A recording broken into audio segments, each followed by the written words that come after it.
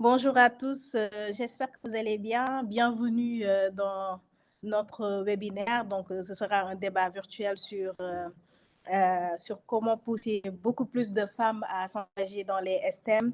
Et c'est un débat organisé par le réseau GRAIN, le réseau sur le genre et l'intelligence artificielle responsable.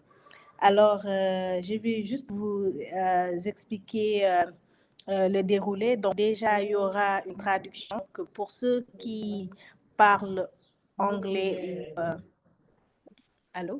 Oui. Pour ceux qui parlent, je pense bien anglais, il y a une traduction qui est disponible et pour ceux qui parlent également, il y a une traduction qui est à votre disposition. Je vais démarrer le webinaire par les mots de bienvenue que Dr. Lortal, qui est la principal investigator du réseau sur le genre et l'intelligence artificielle responsable, fera. Donc, je donne la parole à Dr. Lortal. Merci. Bonjour à tous. Hi everyone. It's my great pleasure to open this webinar on women and STEMs. If you allow, I will continue in French. Donc, bienvenue à tous. Je suis Laure Tal, directrice de recherche à IPAR. Et c'est mon plaisir le plus grand de vous accueillir pour ce webinaire sur les femmes dans les STEM. Cette thématique peut paraître exotique pour une institution comme IPAR qui est reconnue pour son travail sur les questions agricoles. Mais lors de mon arrivée à IPAR, il y a bientôt 4 ans, il était important pour moi, comme directrice de recherche, de réfléchir aux questions qui allaient être les questions les plus centrales pour la recherche de IPAR dans les années à venir. Et ce qui est arrivé tout de suite pour moi comme une évidence, c'était la question de la place des femmes dans le développement économique et le développement agricole notamment. Et dans un deuxième temps, la question de ces nouvelles technologies comme l'intelligence artificielle. Et c'est comme ça que nous avons créé ce réseau, le réseau pour le genre et l'intelligence artificielle responsable. Dans le cadre de ce réseau, nous nous sommes rendus compte que les femmes sont minoritaires dans les sciences, mais en particulier dans le développement et la recherche sur l'intelligence artificielle. Et donc, ce webinaire sera l'occasion pour nous d'approfondir cette réflexion avec des partenaires, des chercheurs de différentes parties de l'Afrique qui vont nous partager leur expérience et leurs réflexions à ce sujet. Je finirai ce mot d'ouverture en vous encourageant à avoir un échange ouvert, un échange profond, je l'espère, et qui pourra déboucher sur quelques recommandations, quelques informations clés qui pourront être partagées avec un plus large public. Donc, sans plus tarder, je vais vous rendre la parole. Je rappelle que notre réseau, le réseau pour le genre et l'intelligence artificielle responsable, GRAIN, est un réseau qui est porté par IPAR, mais pas seulement. Nous collaborons dans le cadre de ce réseau avec 2 autres organisations, le CICI, le Center for Studies of the Economies of Africa du Nigeria, et Sunbird AI de l'Ouganda. Donc, merci à tous et excellent webinaire. Merci beaucoup, Dr. Tal, pour ces mots de bienvenue et également de nous avoir donné comme on a si l'habitude de le dire, un overview en fait du réseau. Et sans plus tarder, je vais présenter l'objectif général de ce webinaire, en fait, qui vise à examiner les stratégies pour encourager davantage les femmes à s'engager dans les STEM. Donc, le thème, quand on l'entend, c'est sciences, technologie, ingénierie et mathématiques. Donc, STEM Engineer, quoi, en anglais. Donc, sciences, technologie, engineering and mathematics en anglais. Et nous visons vraiment pour ce débat virtuel à examiner les stratégies pour encourager davantage les femmes à s'engager dans les STEM en mettant en avant les opportunités et les obstacles spécifiques à ces domaines et à formuler également des recommandations pour promouvoir une participation accrue de ces femmes. Et aujourd'hui, je pense que, on le sait tous, il y a une sous-représentativité des femmes dans le domaine des STEM. Et c'est pourquoi aujourd'hui, on a mis en place, le réseau GRAIN, en fait, participe aujourd'hui à vraiment être un push, c'est-à-dire que le réseau pousse aujourd'hui beaucoup plus de femmes à s'engager dans le domaine des STEM. Ça fait partie de nos impacts. Et aujourd'hui, l'objectif de ce webinaire également, c'est d'évaluer les opportunités de formation et de carrière dans les domaines des STEM pour les femmes en Afrique, d'identifier ces initiatives et programmes réussis qui ont attiré les femmes vers les STEM et comprendre les facteurs clés de leur succès. Et je pense qu'on a de brillantes panélistes qui sont là et qui sont vraiment des modèles pour ça. Et d'explorer également les obstacles et les défis spécifiques auxquels les femmes sont confrontées dans leur parcours éducatif et professionnel dans les STEM. Aussi, je pense qu'on va formuler des recommandations à la fin, des recommandations stratégiques pour les décideurs politiques, les entreprises et la société civile à soutenir et encourager les femmes à poursuivre des carrières dans les STEM. Donc, sans plus tarder, je vais laisser la parole à notre modératrice, qui est experte en genre à IPAR. On a le même prénom, elle s'appelle Ndeye Fatou Cissé. Donc, docteur Ndeye Fatou Cissé, je vous laisse la parole. Merci. Bonjour. Bon, déjà, je voulais juste vous dire bonjour. Marwa Youssef de Hack and Pitch. Tout à l'heure, j'ai eu des soucis de connexion. Je suis au Jitex. Voilà, je suis avec vous. Merci pour l'invitation pour ce webinaire. Thank you very much for inviting me for this session. It's a pleasure. Merci Marwa beaucoup, Marwa. from Hack and Pitch. Thank you. Thank you. Merci beaucoup, Marwa. Merci.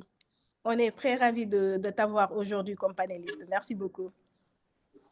We are in Jitex exhibition. Sorry for the noise. Voilà. From Morocco. Voilà.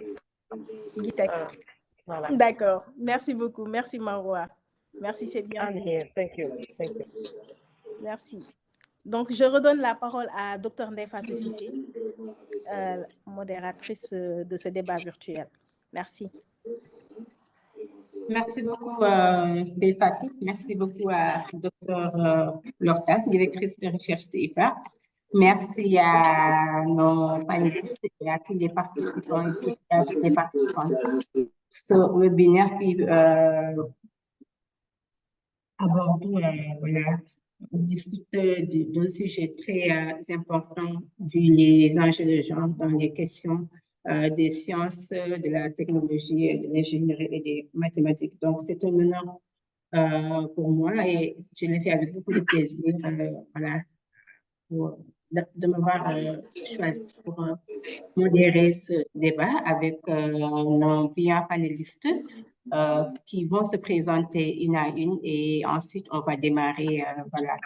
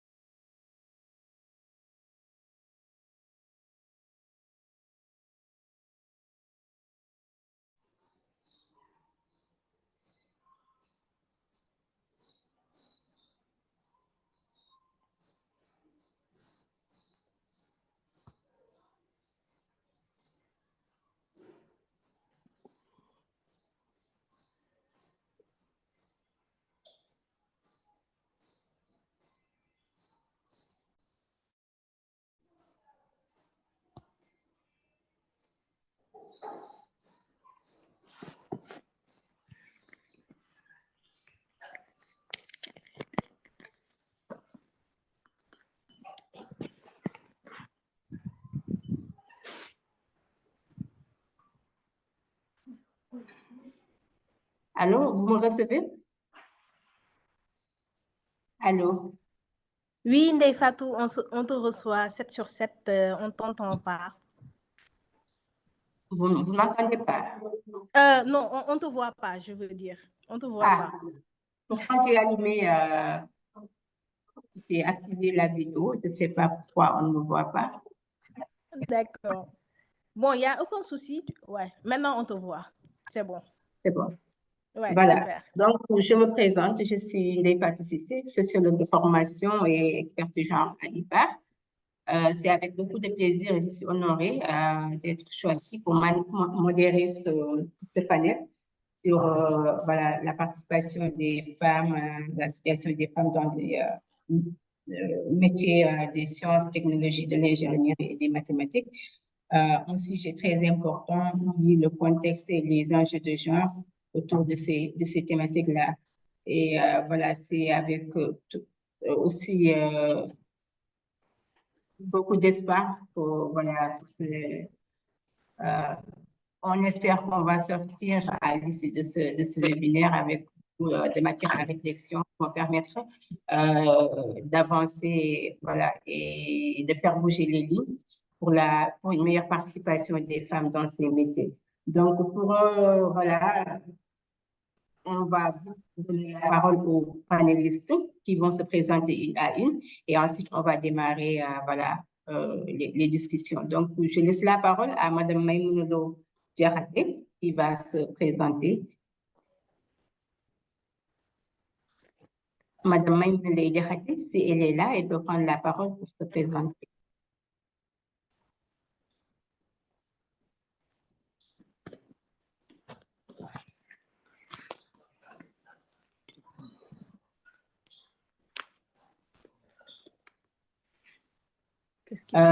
En attendant, on donne la parole à Dr. Joyce Nabende.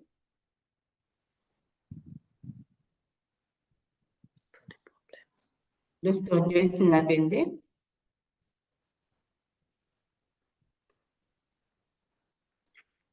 y a des problèmes.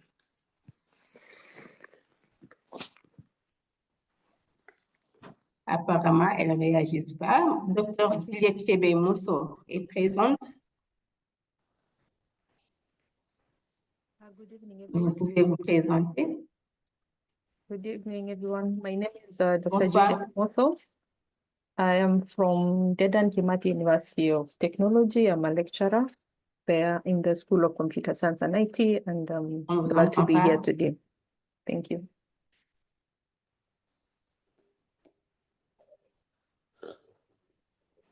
Did you hear me? Je ne sais pas pour les autres. Moi, à mon niveau, il y a un moment où je ne vous entendais plus. Est-ce que vous pouvez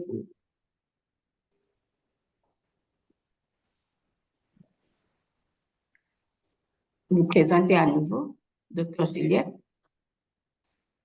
I speak English. Comme vous voulez, hein? Yes, I'm saying my name is Dr. Juliet Vous Moso, choisissez à votre convenance. and I'm from Dedan Kimathi University of Technology in Kenya. I am a lecturer, School of Computer Science and IT. Thank you.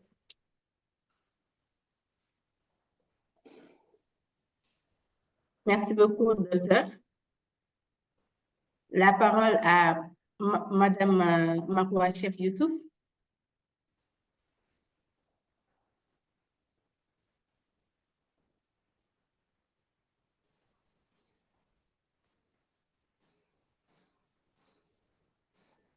Madame Maroua Chef Youssouf, présidente de Hack and Pitch au Maroc. Vous nous recevez?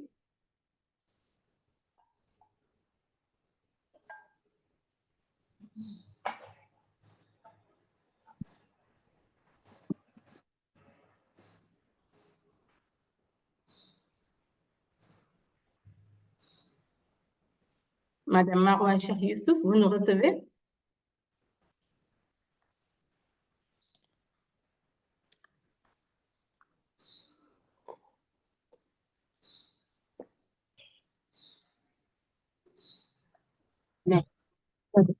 dans la cour, puis faites demi-tour.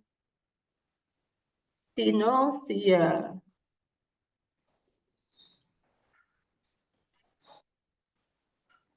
Dr. Joyce Nabende nous entend, elle peut se présenter. Pardon, bonjour. Ndeye Fatou, Oui, est-ce bonjour, que bonjour. tout le monde nous entend? Parce qu'apparemment, il y a un souci au niveau de certains panélistes.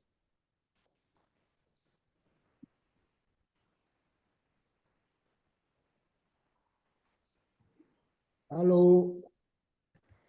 Oui, Moi, je Joseph. reçois bien. Je ne sais pas pour les autres. Oui, je reçois. Je reçois très bien. Merci. Joseph? Oui, Ndeye Fatou. Oui, je pense qu'il y a un petit souci avec la connexion des panélistes, mais Ok. elles viennent de me dire qu'elles sont en train de régler ça. Voilà, Donc, je suis là. Ok, Je suis là. ok. Voilà, je suis donc je désolée pour le pense, problème technique. Ok. Voilà, je suis là. Je m'excuse pour le problème technique. Ok, Ndeye Fatou. Voilà, je suis vraiment désolée. On est dans un grand salon et je suis honorée d'être avec vous. Je voulais pas rater ça. Il y a des soucis de connectivité. Il y a des milliers de personnes, je pense. Et voilà, je suis avec vous. Je suis toute oui. Est-ce qu'il y avait une question? Oui, Madame Youssouf, on demandait aux panélistes de se présenter, donc on vous laisse la parole pour vous présenter. C'est gentil. Merci vivement. Alors, bonjour à toutes et à tous. C'est un honneur d'être parmi vous aujourd'hui. Marwa Chekoussef, je suis architecte et urbaniste de formation, spécialité développement économique et social des territoires dans le durable. Mais aussi, je suis fière de l'idée un mouvement international pour les jeunes, c'est-à-dire, ça s'appelle Hack and Pitch, depuis l'idée jusqu'au prototypage. Donc, on parle de l'écosystème startup, on parle de innovation, on parle de tech, c'est-à-dire qu'aujourd'hui, la tech est un moyen le plus facile de pouvoir entreprendre et le plus, on va dire, le plus accessible, voilà, le moins coûteux. Et cela fait maintenant depuis 9 ans, voilà, depuis fin 2015, début 2016, que nous opérons non seulement sur les 12 régions du territoire, parce que le Maroc il y a un découpage, on va dire, régional sur 12 régions, mais aussi sur notre continent, au Burkina Faso. Nous avons également eu l'honneur de faire des événements tech à Dakar et aussi au Mali, voilà, et aussi dans d'autres pays voisins de notre continent pour pouvoir construire ensemble notre Startup Nation et que notre continent africain puisse faire toute la différence. Voilà, plus de 240 événements tech, 57 000 jeunes inspirés, plus de 3 000 prototypes aujourd'hui avec des success stories. Voilà, donc merci vivement. Merci pour cet honneur. Je me trouve d'ailleurs aujourd'hui au GITEX Africa. On dit bien GITEX Africa. Qui l'aurait cru, qui l'aurait imaginé qu'un jour le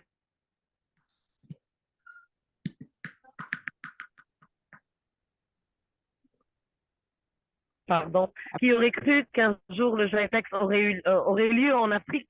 C'est un événement ok, certes international, mais qui était souvent, il a lieu à Dubaï. Et aujourd'hui, il y a une édition en Afrique. Donc, l'Afrique aujourd'hui peut faire toute la différence. Et Hack and Pitch se positionne avec ces jeunes pour les aider à créer ensemble, avec des programmes également spécial gender pour nos femmes, des spéciaux programmes de coding, d'intelligence artificielle pour nos jeunes, pour les futurs leaders de notre continent. Merci vivement et infiniment. Merci beaucoup, Madame Youssouf. Merci pour votre enthousiasme, votre engagement pour le leadership des femmes voilà, dans ces questions. Donc, bon, Madame Maïmouna n'est pas encore là. Est-ce que Dr. Joyce Nabende nous reçoit? Il y a aussi nos participants, il y en a qui écrivent dans le chat qu'ils n'arrivent pas à nous entendre. Est-ce que, voilà, vous nous recevez tous? Si c'est le cas, vous pouvez aussi réagir dans le chat. Donc, en attendant que les autres nous rejoignent, Ndeye Fatou et Madame la directrice, Dr. Lortal, Est-ce que nous pouvons démarrer avec nos panélistes qui sont là? Oui, Ndeye Fatou, tu peux démarrer avec celles qui sont là. Parfait. Merci. D'accord. Donc, je pense qu'on peut démarrer avec Dr. Juliette Chebo-Moto.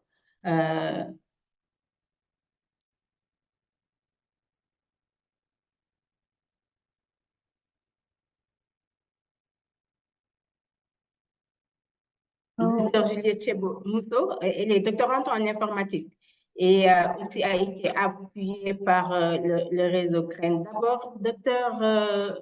Juliette, pouvez-vous nous parler de vos résultats de recherche sur les STEM d'abord? Parler anglais. Okay. Can you ask a question in English, please?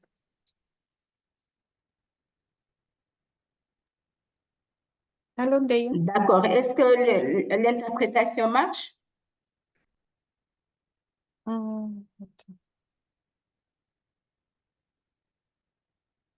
Can you talk about your result of research, please? Okay, thank you very much.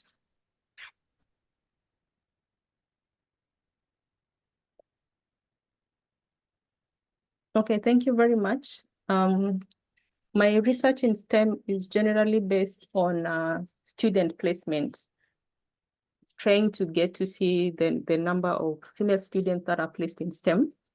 And it's basically targeting Kenya, the Kenyan universities, the public universities in Kenya, and the research, we are carrying it for a number of years to try and see what is the placement trend that we have within the universities and whether we are having more females joining the STEM courses or not.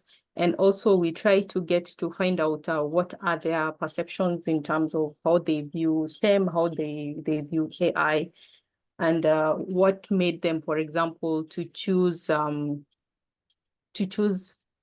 to go to the university to join a STEM course and not maybe another social science course or any other course. And that is majorly what we are looking Voilà at. la quintessence de nos travaux de recherche.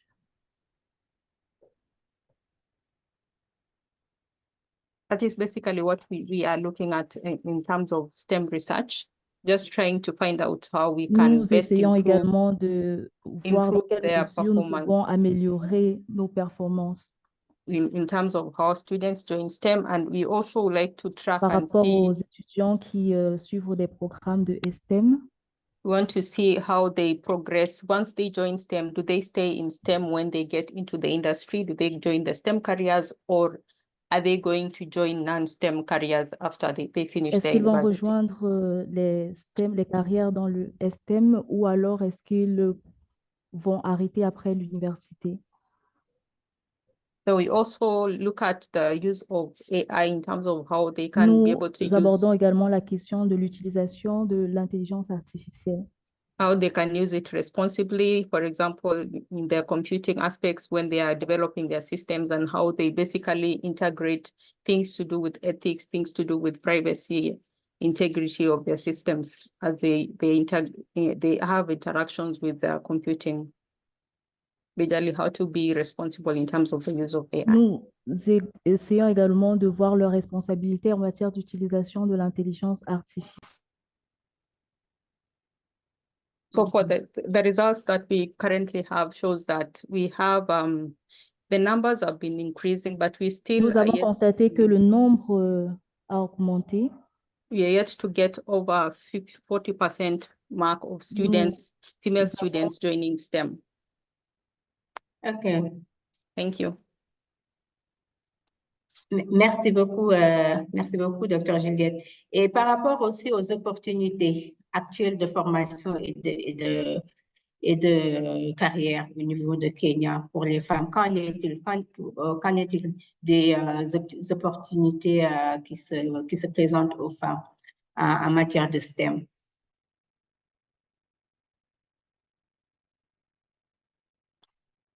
Dr. Juliette? I didn't get. Yes, can you repeat that question? Je demandais si vous pouvez un peu nous expliquer les opportunités qui se présentent aux femmes en matière de STEM. Est-ce qu'il y a des opportunités intéressantes en matière de formation et de carrière pour les femmes dans les domaines des sciences, de la technologie, de l'ingénierie et des mathématiques?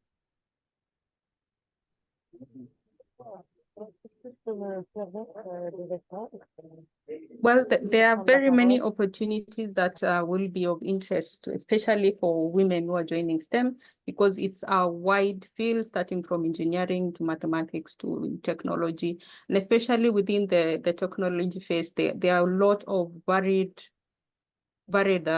jobs that they can get into with so many opportunities that they have. They can get into coding, they can get into data analytics, they can get into virtually using technology for common tasks, like they want to apply it in various places, like in terms of in agriculture, in education. So the technology aspect of it traverses so many fields such that when they have the skills that they have in STEM, they're able to integrate them into other fields. So there are very many opportunities that exist for the women who join STEM, because it gives them skills that can enable them not only just the theoretical skill, but it also gives them the soft skills. So even if they venture into something that is business, they can bring in their STEM analytical skills into the business. They can be able to bring in their STEM computing skills into the business. So there are very many avenues that they can venture into, as long as they have been able to be skilled in terms of STEM. And since the world is going into STEM with so many innovations that are coming up, and the industry is basically headed towards STEM, so the job market is quite big, and currently there are very few women who are in the job market. And since most companies are implementing the gender, for example, trying to bridge the gender gap, then it means we have more opportunities as the female to join those companies, so that at least for them, they will be trying to keep to their KPIs to meet the gender gap, but it is opportunities that these women can be able to join instead. Thank you.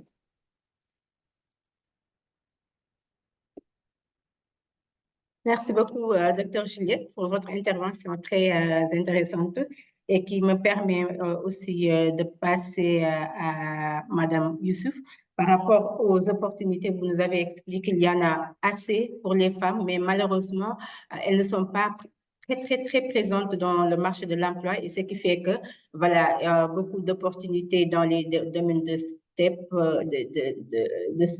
les échappent. Donc, par rapport à cette situation, Madame Youssouf, est-ce que dans vos actions, voilà, vous pouvez nous parler de la manière dont vous intéressez les femmes à ces métiers? Quelle est votre stratégie pour promouvoir l'inclusion des femmes dans les métiers des sciences, de la technologie et des mathématiques? Madame Youssouf.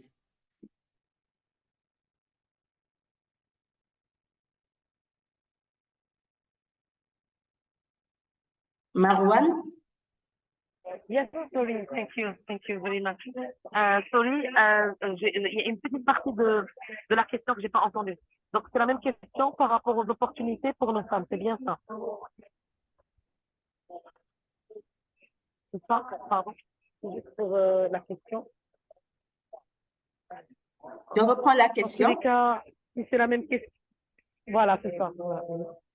D'accord. En fait, voilà, je rebondissais sur l'intervention de Dr. Juliette Mosso par rapport aux opportunités qui se présentent aux femmes dans les métiers des sciences, de la technologie et des mathématiques. Bon, elle a dit qu'il y a beaucoup d'opportunités qui sont là, il y en a assez, mais malheureusement, les femmes sont très présentes dans le marché de l'emploi. Et à ce niveau, est-ce que vous pouvez revenir un peu avec votre association sur la stratégie que vous mettez en œuvre pour favoriser l'inclusion des femmes et l'intérêt des femmes dans les métiers des STEM? Bien sûr, merci vivement. Alors, en fait, je voudrais tout d'abord saluer toutes nos femmes africaines. Et je vois en elles toutes nos mamans, nos grands-mamans. Moi, ma grand-mère est un bel exemple d'entrepreneur. Elle n'a jamais fait l'école. Mais nous avons, nous, en tant que femmes africaines, ce que j'appelle des native skills. Donc, les native skills, c'est pas à l'école qu'on les apprend. Et ce que aujourd'hui, je fais tous les jours à Hack and Pitch pour les hommes et pour les femmes, c'est de les doter de skills, de ce qu'on appelle les soft et les hard skills. Alors, ce procédé nous vient de pays de l'oncle femme, certes, mais heureusement, nous, en tant que femmes africaines, nous l'avons. Ce côté natif à entreprendre, à être une chef de famille, cette gouvernance, cette façon de gérer le quotidien, de gérer les finances, etc. Donc, moi, en tant que femme architecte, fille d'une des premières dames architectes en Afrique, la première en tous les cas au Maroc, qui m'a interpellée, cette force en tous les cas dans laquelle j'ai grandi, a fait en moi une battante. Et je me suis dit, bah, nous les femmes, on n'a pas vraiment besoin de programme. Mais ce n'est pas vrai. J'ai un petit peu changé d'avis. J'ai été invitée par IFC Bank pour un training programme à Dubaï. And I was, comment dirais-je, shocked when I see the numbers, les chiffres.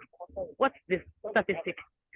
C'est imaginer qu'aujourd'hui, il y a uniquement dans le monde 5 femmes dans les domaines de l'entrepreneuriat, dans les domaines de l'innovation. 5%, pardon, voilà, de femmes toutes confondues. Et il y a un autre chiffre, de toutes les façons, dans les domaines d'ingénierie aussi, en général, plus généralement, il y a 11% CTO et salariés. Alors, quand j'ai vu ces chiffres, ça m'a mis en rogne. Et c'est là où j'ai pondu le premier programme pour la femme, pour moi, la femme africaine a finalement besoin de s'imposer. Donc, nous, en tant que Hack and Pitch, nous avons créé des programmes où on dit aux hommes, non, ce n'est pas pour vous, mais c'est pour nos dames. Alors, nous avons créé 2 programmes. Un programme sur le gender général avec des modules spécifiques, des masterclass, des bootcamps, qu'on appelle un bootcamp. Donc, c'est vraiment, on va rentrer dans une période où on va travailler non-stop comme un marathon, que j'appelle aussi un hackathon d'innovation. Donc, ça va durer quelques jours. On va les doter de skills. Puis, les lauréates. Donc, on va faire une sélection pour les personnes qui veulent aller plus loin, on va dire. Et il y aura un critère de sélection. Ça ne veut pas dire que les autres ne sont pas bons. Mais c'est juste qu'à un moment donné, il faut choisir une cohorte avec laquelle on va faire plus de Zoom. On va travailler avec eux pendant 6 mois.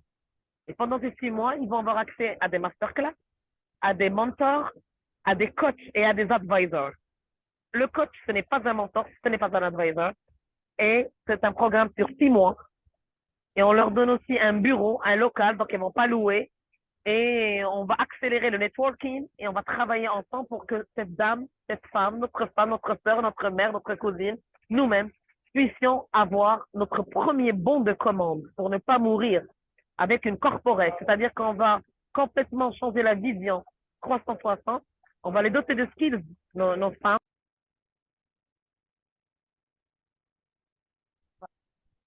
Donc, on va les doter de ces skills, mais aussi, nous allons leur ouvrir l'opportunité du marché. Du marché, pas de C, mais le B. C'est très, très important qu'elles puissent travailler et vendre à des corporates comme cible. En tous les cas, ce qu'on dit à ces dames aujourd'hui, en les dotant de ces outils, c'est que ma boutique, elle tient en poche. C'est-à-dire aujourd'hui, par exemple, je vais prendre le téléphone d'une personne qui est à côté de moi.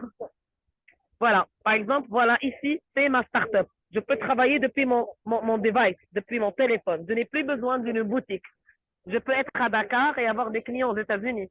Je peux être au Maroc et avoir des clients au Mali, à Madagascar. Donc aujourd'hui, on est en train de les doter de certains, on va dire, de pouvoirs, pas magiques, mais des pouvoirs, des nouvelles technologies pour qu'elles puissent opérer, qu'elles puissent créer en un rien de temps des solutions, des applications mobiles. On va les aider, c'est-à-dire sans qu'elles codent, on est là pour ça, on est là pour eux. On a des outils, des natifs outils qui font générer rapidement du code sans coder et chaque femme pourra avoir son propre site, son device sur son téléphone. Et la moindre des choses, c'est de le former à l'e-commerce. À l'e-commerce, c'est très important. Donc, c'est-à-dire qu'aujourd'hui, nos femmes, par exemple, avec des chatbots conversationnels, même si elles n'ont jamais été à l'école, c'est-à-dire que notre programme, il s'adresse à des professeurs qui veulent enfin innover, il s'adresse à des étudiants, il s'adresse à ce qu'on appelle les NEET, les personnes qui n'ont pas forcément fait l'école. Il s'adresse à des salariés qui veulent changer de vie, mais il s'adresse aussi à ceux, comme je dis, qui n'ont jamais fait l'école. Parce que les nouvelles technologies et le moyen, voilà, on peut démocratiser et arriver plus vite. Alors, je vous parle juste d'un dernier exemple. Imaginez une dame qui n'a jamais été à l'école, qui grâce à un chatbot conversationnel va pouvoir vendre le pain qu'elle fait à la maison chez elle ou un plat en plus qu'elle a fait chez elle. Elle peut vendre à un bureau à côté, etc. Et avec une application, elle va lui parler en wolof, en darija, en dialectal marocain. Et voyez les nouvelles technologies, comment elles peuvent être au service de nos femmes. Voilà. Donc, mis à part le fait qu'on les forme à des soft skills, et on continue. Voilà. Merci beaucoup. Désolée, j'ai Merci pris beaucoup de temps. beaucoup. Merci beaucoup. Non, c'était intéressant parce que vous nous avez vraiment démontré l'approche inclusive et aussi les actions concrètes que vous apportez pour, voilà, pour un peu rendre accessibles les métiers de la technologie, des sciences, même aux femmes qui ne sont pas instruites. Donc, c'est des modèles très inspirants et qui méritent d'être mis à l'échelle. Et j'en profite pour vous demander la question avant de passer à Madame Maïmouna, de nous revenir un peu sur les véritables défis auxquels vous avez eu à faire face dans la mise en œuvre de votre stratégie pour intéresser les femmes à ces métiers rapidement, avant de passer à Madame Maïmouna, s'il vous plaît. Alors, Merci Ndeye vivement. Fatou, Oui. excusez-moi, Madame Maïmouna. Alors, Ndeye Fatou, je veux juste passer un message aux anglophones qui sont connectés. D'accord. We also have an interpretation an English-French interpretation available on the tab bar at the bottom, and you can choose the language and the audio channel will be updated. So I'm just trying to give some tips for the English, the audience in English we have here. We have a French and an English audience, and we also have an interpretation for you because I noticed that all the participants have not the same information. So that's it. Thank you so much.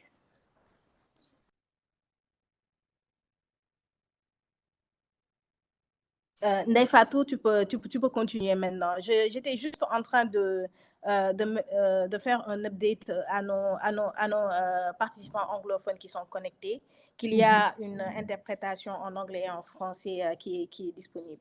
Yes, Merci beaucoup, Ndeye Fatou. Merci. Donc, Madame Youssouf, vous pouvez essayer de répondre rapidement à la question pour passer à Madame Maïmouna.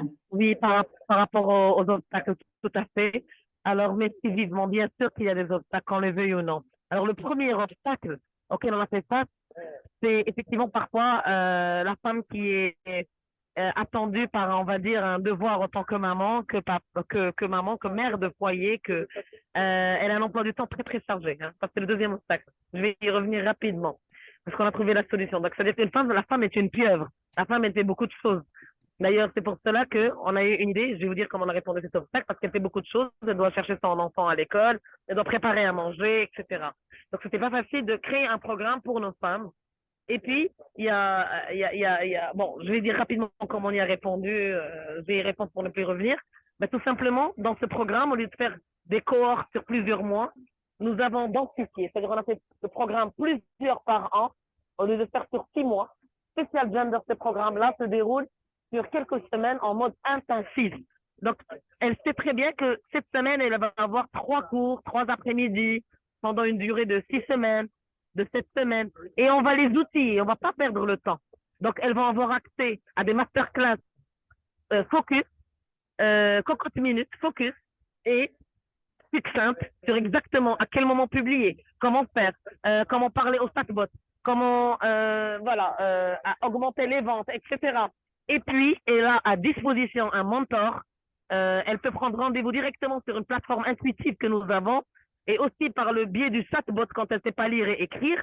Elle peut laisser une question ou prendre un rendez-vous avec un mentor. Donc, on a adapté à nos femmes pour leur quotidien et aussi selon leur niveau, au niveau des études. Et puis aussi, on se bat tout de même, en parenthèse, et on est en train de changer les mentalités par rapport à ces papas et à ces maris qui me disent « Ah ben moi, ma femme, elle va commencer à être leader. Ah oui, non mais écoutez, elle va venir tard, elle va, voilà. » Et ben, on fait aussi des sessions, on discute avec eux. Des fois, moi, je prends le téléphone avec mes équipes. On parle au papa, on parle au mari, on les rassure. On leur dit au contraire, elle va vous aider, comme elle le fait tous les jours, comme elle gouverne déjà tous les jours. et notre femme pieuvre, je reviens à notre femme pieuvre, on est doté mais d'un style extraordinaire en tant que femme, on peut tout faire en même temps. Et on leur dit, ben voilà, on va aller encore plus vite et ça sera une autre main qui va vous aider et financièrement et aussi encore plus tous les jours dans votre travail. Et franchement, jusqu'à présent, on est en train de changer les mentalités, les mindsets, que ce soit celui de la femme dans son foyer, mais aussi son entourage. Voilà. Merci. Je vous ai parlé des Merci. problématiques et de comment on solutionne. Oui, j'espère que nous aurons le temps de développer tout ça. En tout cas, merci pour ces initiatives pour surmonter tous ces défis et ces obstacles. Et comme je le disais tout à l'heure, qui sont très inspirants. Donc, sans plus tarder, je passe la parole à Madame Maïmouna Leye pour se présenter d'abord et pour revenir, j'en profite pour donner lui poser la question par rapport à la situation au Sénégal.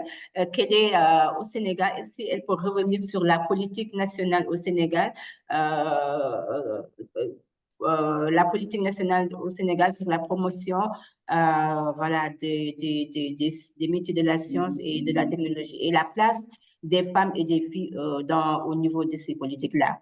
Madame Maïmouna Leye, vous avez la parole.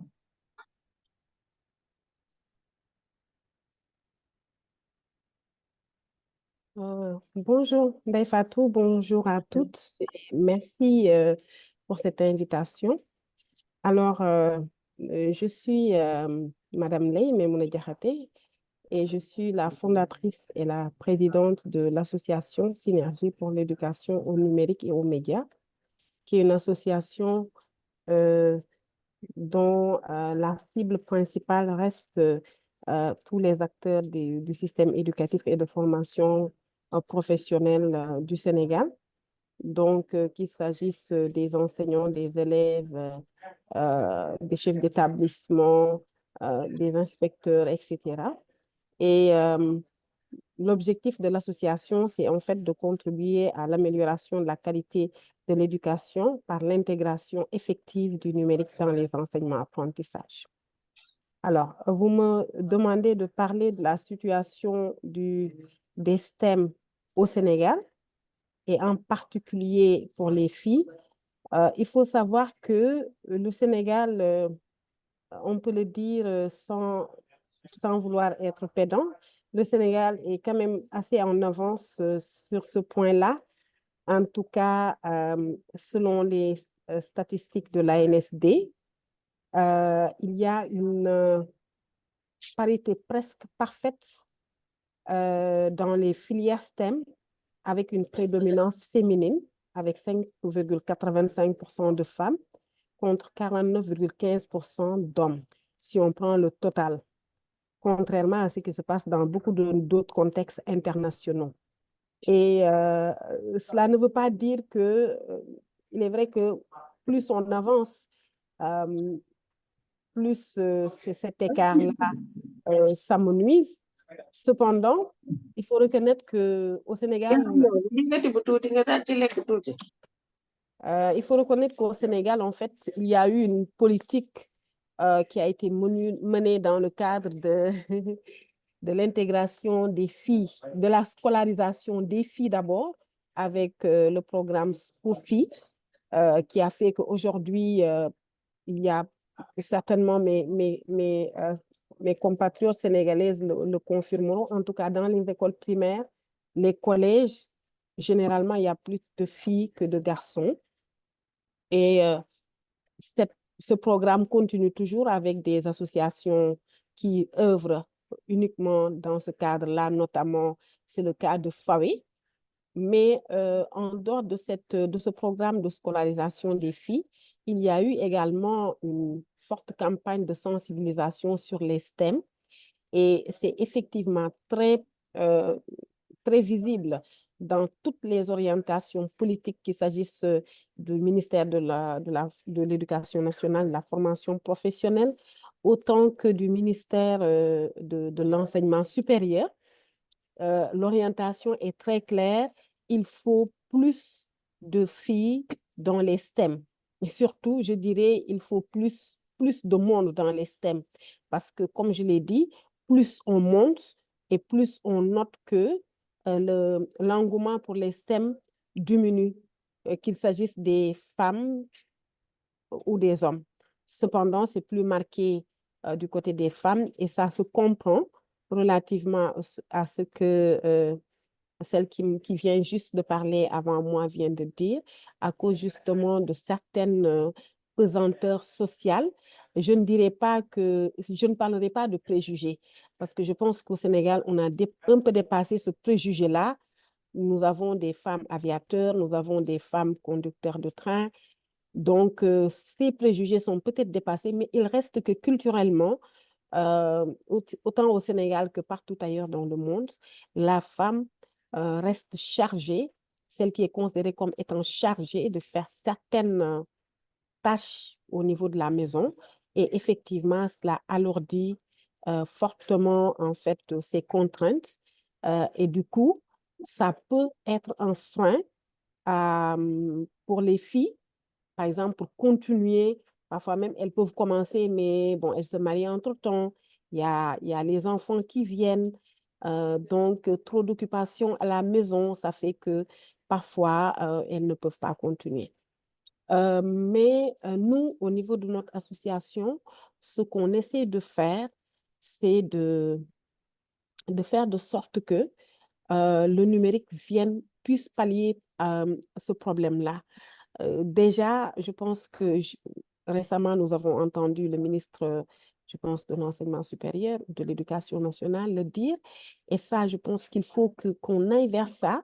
Ce clivage de série pose problème dans le contexte actuel où déjà, le plus important, ce n'est pas que je sois forte en mathématiques pour être une bonne informaticienne, c'est que je sois passionnée simplement par le numérique. La preuve, aujourd'hui, Ndeye Fatou m'a invitée à ce panel. Or, si l'on en juge par mon parcours, je ne devrais peut-être pas être ici si je peux m'exprimer ainsi. Je suis titulaire d'un master, d'une maîtrise en lettres modernes. Donc, j'ai enseigné pendant 20 ans le français. C'est ça mon corps de métier. Et c'est en 2020, donc j'avais la quarantaine passée, que j'ai fait le master en sciences de l'éducation, option technologie éducative, et je l'ai fait à l'UVS. Donc, des cours entièrement en ligne pendant que j'étais professeure de français. Ce qui m'a permis aujourd'hui d'être technopédagogue au niveau du ministère de la formation professionnelle, d'avoir participé à l'élaboration de la stratégie de développement du numérique dans la formation professionnelle et technique et d'être aujourd'hui le point focal de la plateforme de gestion intégrée des établissements de formation professionnelle et technique. Et je ne suis pas titulaire d'un bac S. Je n'ai pas de licence, je n'ai aucun diplôme scientifique, si je peux m'exprimer ainsi, mais grâce au numérique, j'ai pu intégrer un secteur qui aujourd'hui est un secteur qui aurait pu être réservé uniquement aux gens qui sont dans les STEM. Voilà. Donc, c'était juste pour lancer un appel à toutes celles qui sont ici, parce que parfois, le fait de s'engouffrer dans ce clivage des STEM réservés aux scientifiques, comme si c'était une secte avec un mythe qui les entoure, ça n'encourage pas trop les jeunes à venir vers les STEM. Merci beaucoup. D'accord, merci beaucoup, Madame Maïmouna Diakhaté, pour votre brillante intervention qui renseigne sur voilà, la position leader du Sénégal dans les questions de STEM et aussi sur un peu votre parcours qui montre qu'il n'est pas forcément nécessaire de passer par les filières scientifiques pour aborder une carrière dans les STEM. Donc, c'est extrêmement important et ça me pousse un peu à vous poser la question par rapport aussi, voilà, par rapport à la stratégie du pays, par rapport aux initiatives de votre organisation. Comment est-ce que vous surmontez les obstacles liés aux réalités géographiques? Comment faites-vous pour que toutes les filles, toutes les femmes partout au Sénégal puissent bénéficier de vos services? Est-ce qu'il y a une stratégie ciblée pour toucher, par exemple, les femmes rurales ou bien les personnes handicapées? Quelle est votre politique d'inclusion sociale pour que, voilà, pour qu'on ne laisse personne en rade dans les métiers des STEM? Alors, merci Ndeye Fatou. Euh, Comme je l'ai dit au tout début, nous sommes une association dont la zone d'intervention reste l'école de façon générale. Et justement, au niveau des écoles, il y a cette politique d'inclusion qui est là. Et par exemple, pour atteindre les milieux ruraux plutôt, excusez-moi, dans le cadre de nos activités, nous travaillons avec les IA, les inspections d'académie. Et donc, nous avons d'abord fait notre première grande activité d'envergure, c'était au niveau de l'IA de Ziguinchor. Et quand nous allons dans une IA, nous intervenons dans toutes les IF.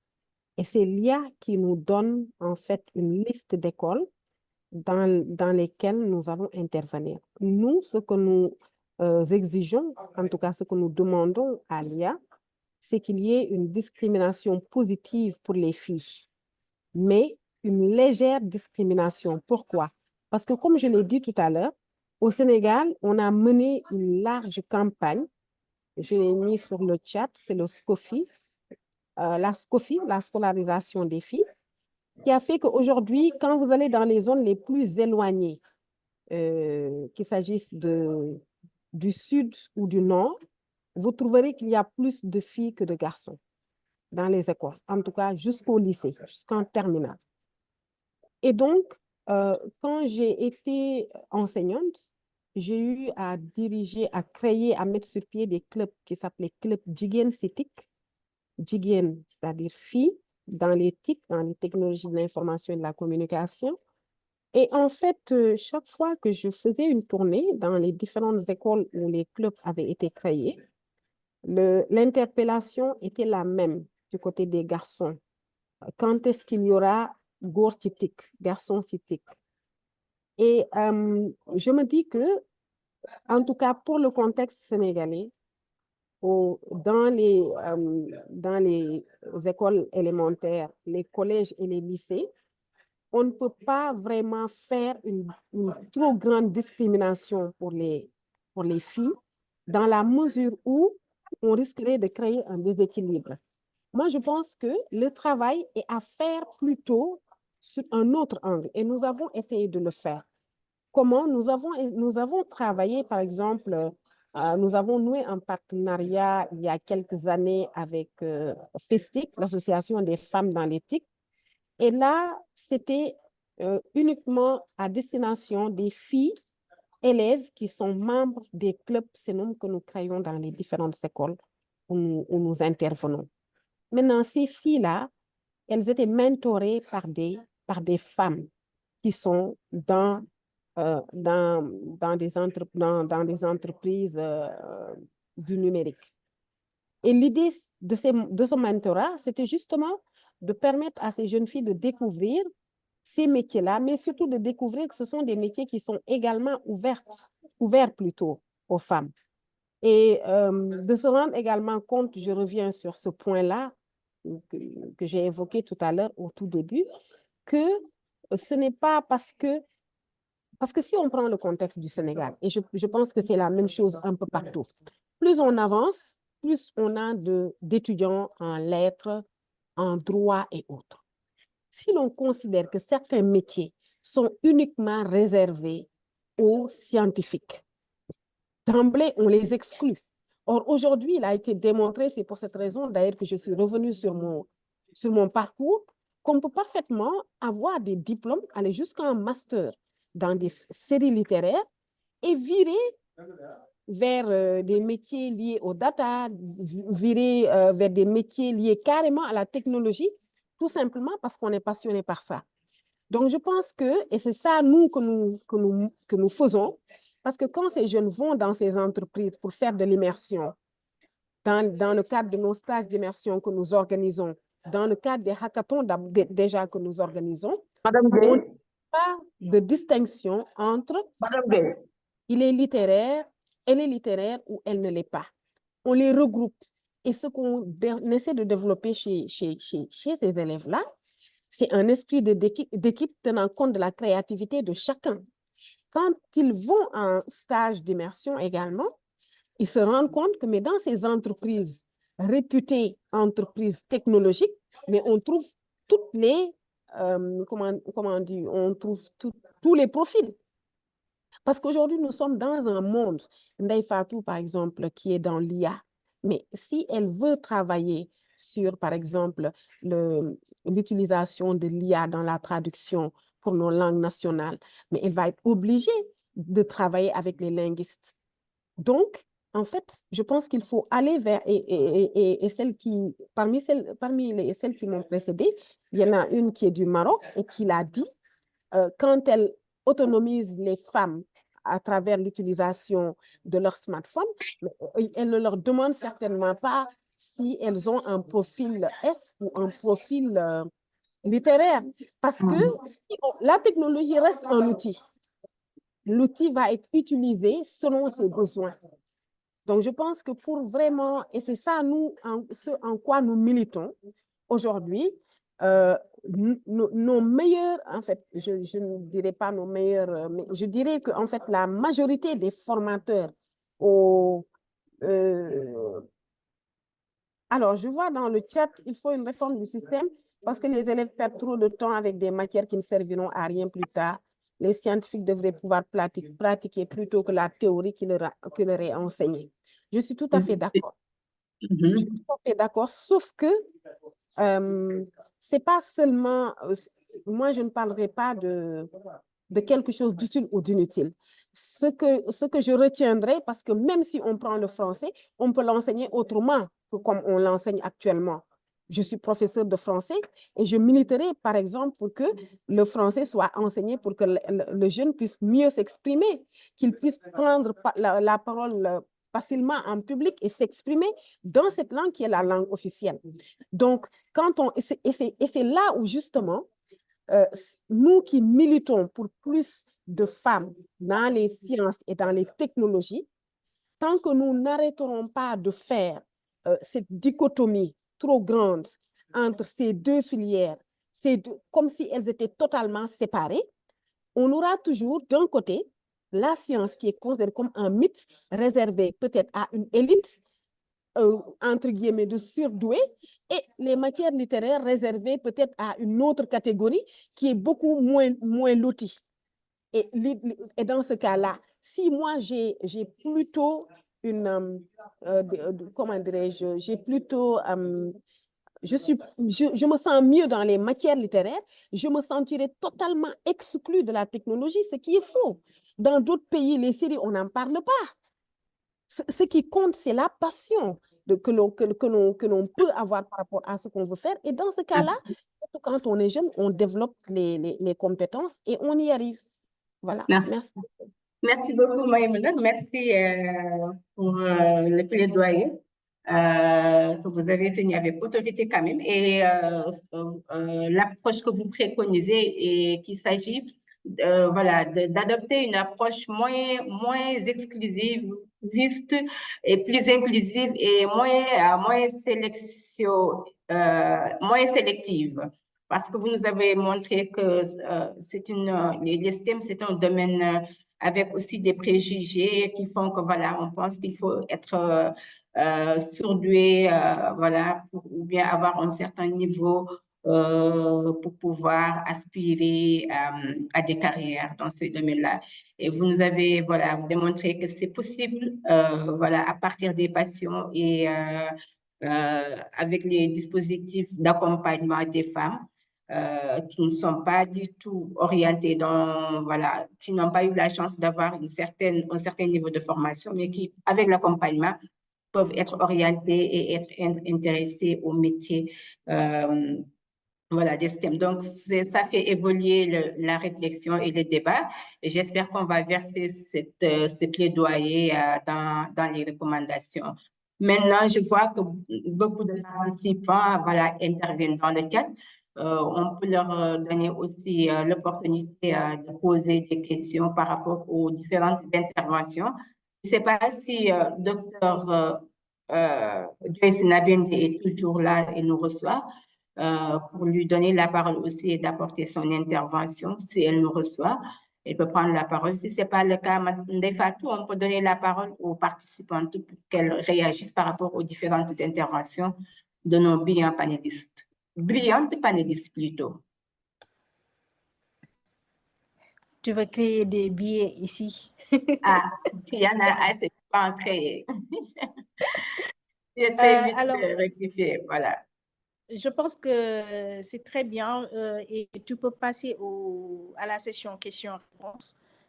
J'ai envoyé un message à Joyce, elle ne m'a pas encore répondu. Je ne suis pas sûre si elle est toujours disponible. Merci. Merci beaucoup, Ndefat. Donc, la parole est à qui veut la prendre pour partager ses réactions et bien si il y a des questions aussi, voilà, les poser. Donc, je vous donne la parole. Merci.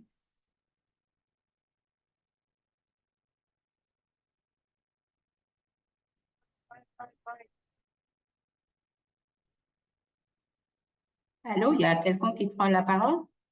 Sinon, je partage les messages dans le chat. Oui, Madame Marissa Ndiaye, vous avez la parole, Madame Ndiaye. Oui, bonsoir à toutes. Bonsoir, Madame. Je tenais à vous remercier par rapport à l'invitation. Je suis Marissa Ndiaye, ancienne parlementaire. Et là, je suis dans le réseau des femmes leaders africains pour le développement et la paix. Et j'ai la charge difficile et très lourde de gérer le numérique et la société africaine. Donc, vous comprenez pourquoi je suis intéressée par la thématique. Et enfin, c'est vrai, comme celle qui vient de sortir, je n'ai pas fait d'études poussées en informatique, mais j'étais formée dans le tas, comme pas mal de gens d'ailleurs. Et puisque on nous appelle la génération 2.0, si ce n'est pas nous, ce sont nos enfants. Donc, l'idéal aujourd'hui, c'est de mettre le focus dès le bas âge et surtout d'insister sur les curricula, qu'on mette ça dans le curricula déjà à l'éducation, pour la formation aussi. Donc, j'aimerais juste vous féliciter, vous remercier et vous passer le bonsoir de notre présidente, l'honorable députée Aminata Diallo aussi, qui voulait être là. Elle avait insisté d'ailleurs que malheureusement, elle est retenue. Et aussi signaler qu'il y a d'autres participants qui sont là, mais qui n'arrivent pas à accéder au son. Parce que j'ai reçu pas mal de messages en inbox pour ça. Donc, elles n'ont toujours pas accès au son. Donc, c'est un peu compliqué. Mais puisque c'est en format enregistrement aussi, je pense que l'idéal, c'est de récupérer des adresses mail et de transférer l'enregistrement afin qu'elles puissent écouter et être à jour comme tout le monde. Merci beaucoup. Merci beaucoup, Madame Diaye. Merci pour d'avoir bien voulu assister à ce webinaire. Et aussi, merci pour votre intervention qui porte sur voilà, l'intérêt des musées dès le bas âge. Et d'autant plus que nous avons une génération, nos enfants sont très connectés, très au fait des nouvelles technologies et de l'information. La plupart du temps, on parle des méfaits de cette forte connexion sur les NT, mais je pense que c'est un problème qui doit nous amener à réfléchir pour voir comment orienter ça de manière positive, de manière à les intéresser aux retombées positives de ces NT-là. Et pour ça, je retourne la parole à Madame Youssouf et à Madame Maïmounele et Docteur Juliette aussi, si elles peuvent réagir par rapport à la contribution de Madame Marissa Ndiaye, en attendant de donner la parole à une autre participante. Docteur Juliette, vous êtes avec nous, vous pouvez réagir par rapport à l'intervention de Madame Marissa Ndiaye sur l'intérêt d'intéresser les femmes dès le bas âge.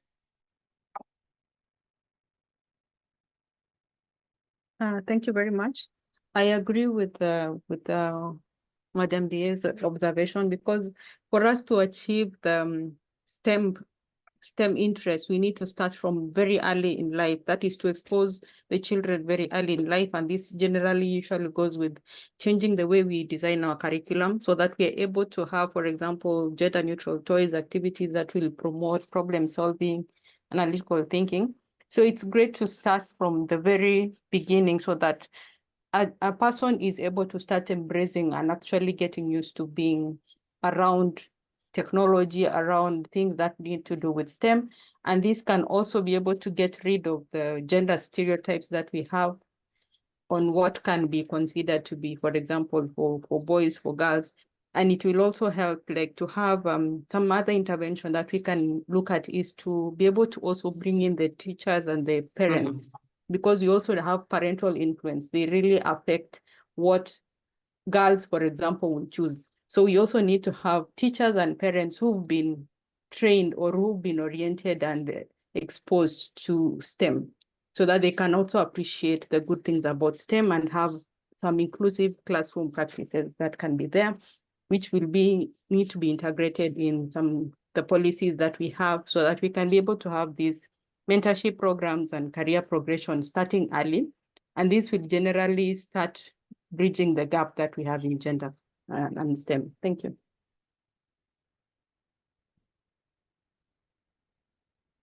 Merci beaucoup, Madame Dr. Juliette. Madame Marwa Youssouf.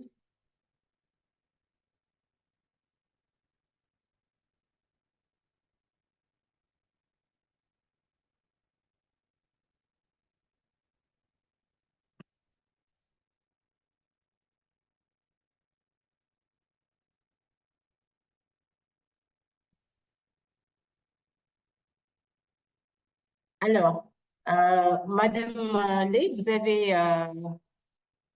vous voulez réagir à la question, à la proposition de Madame Ndiaye? Oui, moi, je suis tout à fait d'accord avec elle.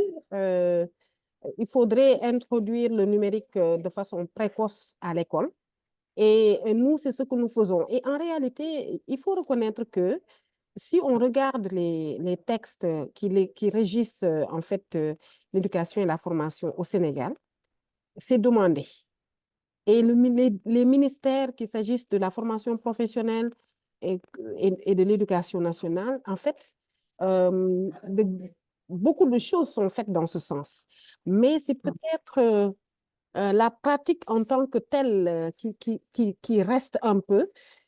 Peut-être qu'il faut plus de formation, qu'il faut également plus de moyens matériels, la mise à disposition de matériel aux écoles, la connexion, ou parfois même c'est la connectivité qui pose problème. Et nous, au niveau de notre association, pour aider justement les ministères dans ce cadre-là, nous faisons, comme je l'ai dit, beaucoup d'activités dans les inspections. Et en fait, par exemple, actuellement, nous intervenons dans la région de Thiès où nous touchons 50 établissements dans les 5 IF. Les IF, c'est les inspections de l'éducation et de la formation qui se trouvent au niveau des départements. Thiès et Ziguinchor sont les plus grandes IA du Sénégal. Et c'est pour cette raison qu'on a 3 départements au niveau de Thiès, mais on a 5 IF. Et 500 élèves, donc pour ces 50 élèves, et bien sûr 250 enseignants. Et parmi ces écoles, il y a des écoles élémentaires qui sont également touchées. Et ce que nous faisons, c'est que nous formons ces élèves-là. Nous commençons d'abord parce que nous considérons que c'est la base avant l'introduction du numérique dans les curricula, avant l'introduction du numérique dans les écoles. Il faut sensibiliser sur un meilleur usage du numérique. Donc, c'est l'une vraiment des formations de base. La formation des enseignants sur comment former ou en tout cas sensibiliser les jeunes à mieux se comporter sur le net, à utiliser le numérique à bon escient, justement pour améliorer la qualité de leurs enseignes, de leur apprentissage, et également sensibiliser les élèves. Une fois cela fait, par exemple, nous formons les jeunes au codage très tôt, dans le cadre de nos activités. Donc, nous avons formé 500, ces 500 élèves ont été formés au codage avec Scratch. Et très prochainement, au mois de juillet, nous allons faire un hackathon pour toute l'IA de Ziguinchor. Et ce que ça crée, ce que l'on voit comme résultat, c'est que ces jeunes très souvent, et c'est le cas certainement un peu partout dans le monde, ils ne connaissent du numérique que les réseaux sociaux sur les smartphones. Maintenant, leur montrer, comme elle l'a dit, comme elle l'a proposé, de façon précoce, que le numérique peut être utilisé autrement, leur montrer que quand vous regardez, quand vous téléchargez une application, cette application a été créée par quelqu'un et vous également, vous pouvez créer des applications. Cela permet, je peux donner l'exemple de Ndeye Fatou, je suis à peu près sûre que les différents hackathons auxquels elle a participé l'ont beaucoup boosté en fait à se développer. Donc, franchement, j'adhère à la proposition de Aram, je pense bien que c'est Aram. Il faut, dès Madame l'école élémentaire, excusez-moi, Marisol.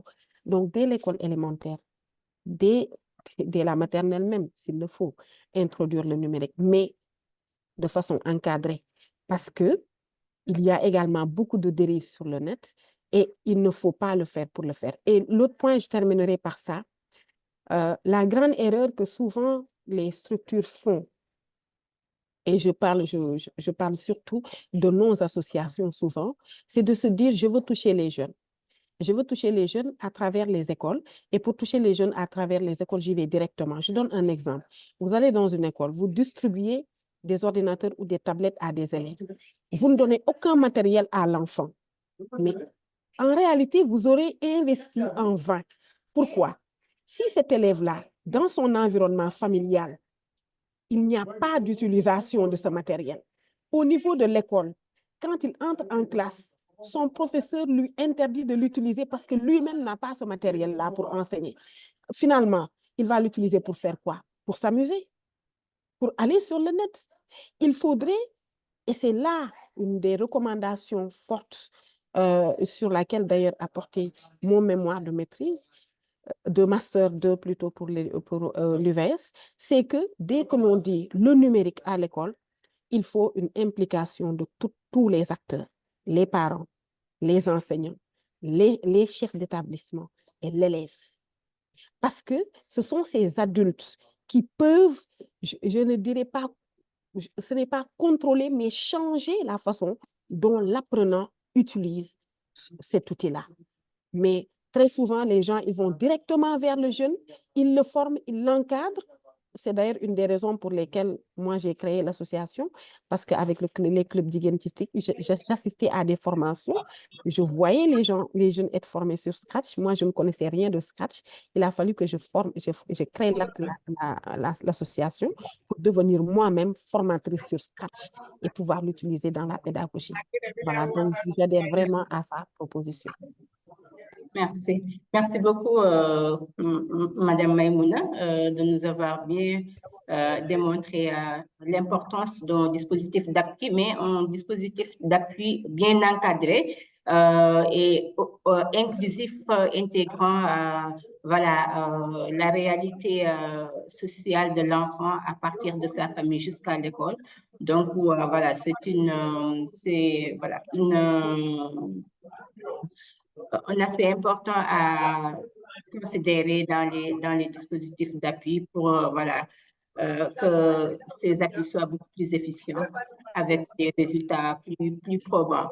Donc, bon, il y a beaucoup de messages dans les textes. Je vais essayer de les lire pour les partager. Voilà, donc il y a plus d'observations, de suggestions, même que de questions. Il y a Madame Mariam Idriss Gueye qui voilà, dit « Bonsoir, il faut une réforme du système éducatif au Sénégal. Les élèves perdent trop de temps avec des matières qui ne serviront à rien plus tard. Aussi, les scientifiques devraient pouvoir pratiquer plutôt les scientifiques devraient pouvoir pratiquer plutôt que la théorie qui leur est enseignée. » Donc, voilà, et il y a, voilà, Madame Ndeye Fatou a répondu. « Bonsoir, je suis heureuse de participer à cette réunion. Pour une spécialisation faite plutôt dans le cursus scolaire, c'est les bénéfices pour les différents profils des élèves. En tant qu'enseignante, je pense qu'il y a beaucoup de matières dans notre système éducatif à un certain niveau. L'élève doit être orienté selon ses attitudes. » Voilà, donc il y a aussi, voilà, c'est vous, Madame Maïmouna, qui avez répondu. Donc, voilà, Mais Fatou, il y beaucoup a une main d'informations levée. sur... OK, je ne l'ai pas vu. C'est ma... Ah, Julie Cissé, je vous... Oui, Il y a Julie, une... vous avez la Oui. parole. Oui, bonsoir, Ndeye Fatou. Bonsoir, bonsoir, Julie. Bonsoir à toutes et à tous. Je suis heureuse de participer. J'ai eu quelques soucis de connexion. Je trouve beaucoup de visages connus, notamment Madame Ley de Vivienne Sitik. Je salue chaleureusement. Je m'adresse à vous en tant qu'agricultrice, Ndeye Fatou. J'ai bien aimé notre sœur, je pense, de Maroc qui parlait des smartphones. Les smartphones ont permis de démocratiser l'utilisation des TIC. La démocratisation de l'utilisation et de l'information, c'est quand vous allez en zone rurale. Nous ne parlons pas de tablettes ou de certains outils qui nécessitent un confort. La connexion pose déjà problème.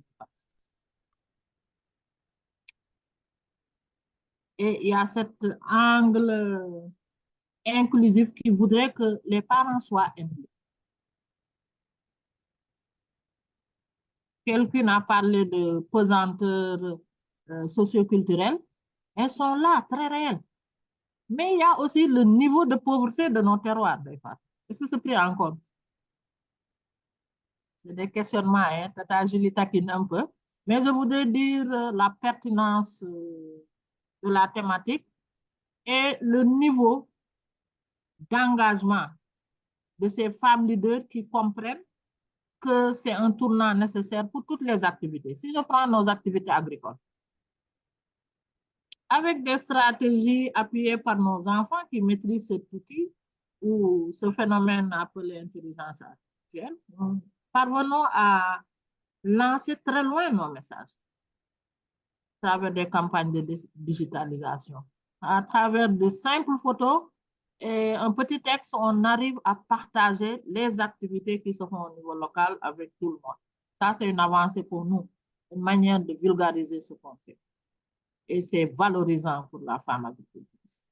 L'autre aspect que je voudrais souligner, c'est comment mettre au service de ces actrices, acteurs à la base, cette avancée technologique. Il faut une articulation. Je vais faire la même réflexion que j'ai faite aux chercheurs d'ISRA. Je fais un coucou à Dr. Lord.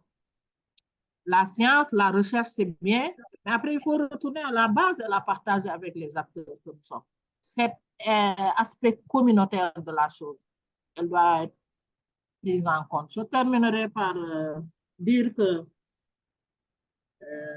de telles discussions nous permettent de nous familiariser avec vraiment les différentes avancées. Parce que je me rappelle, nous avions fait un point d'honneur de nous initier à la chose informatique.